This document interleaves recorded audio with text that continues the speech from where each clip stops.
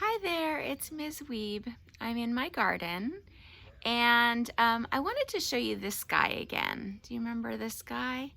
We looked at him on the very first day we talked about nonfiction, and we had a whole bunch of different creatures and he was one of them.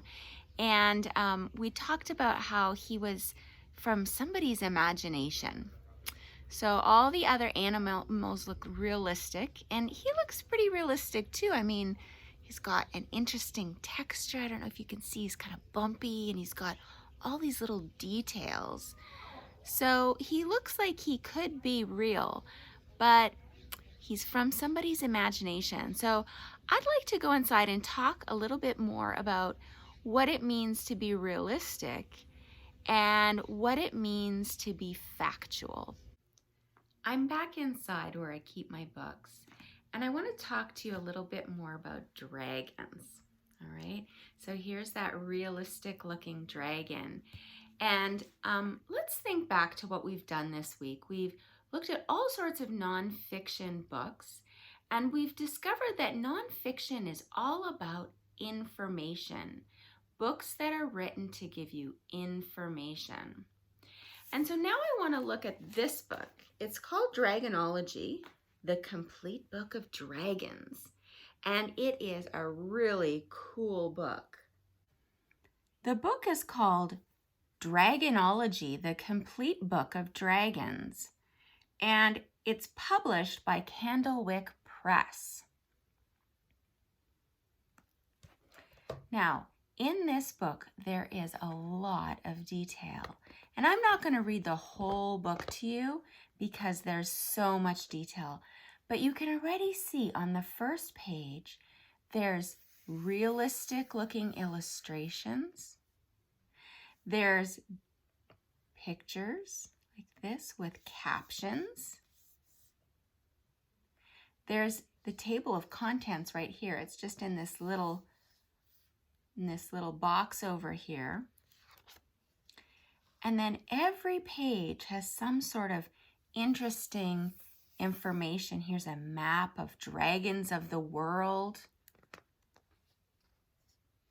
All right. Here is a sample of dragon skin that you can actually touch and feel. This is dragons of the East. Dragons from all over the world. Here's another texture to feel. Look at all of these interesting. Here's a little dragon skeleton. It's a diagram with labels. You see that? Boy, this sure does look like nonfiction, doesn't it?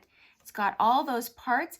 Here we've got a diagram with lift the flap. So it's the eggs of dragons and how dragons grow inside these eggs. Look at that. They're getting bigger. And then here we go. Here's a male dragon. Here's a female dragon. Boy, this sure looks realistic. Oh, well, because dragons have their own language, here's a little alphabet of dragon script. Wait a second. Dragons can read and write?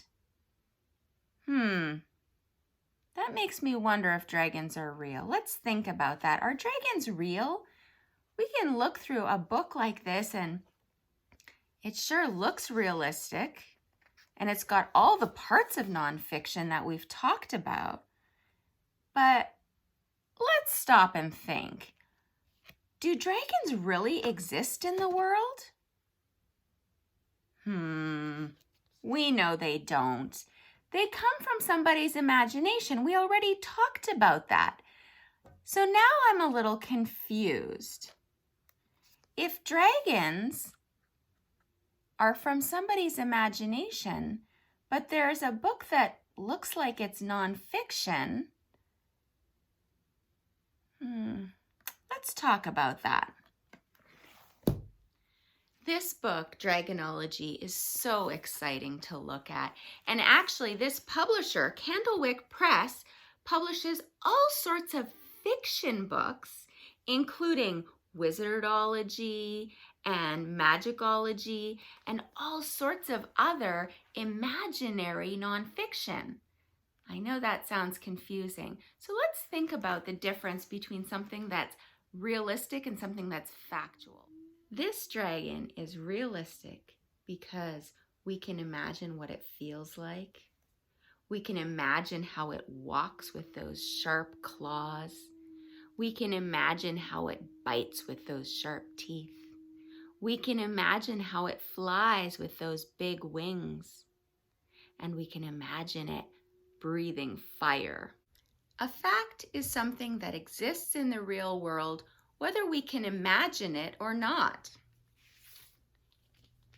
The Earth travels around the sun, which is a star. That's a fact, even if we can't imagine it. Clouds are made of tiny drops of water. It's a fact. Frogs are called tadpoles when they're babies, and they hatch from eggs.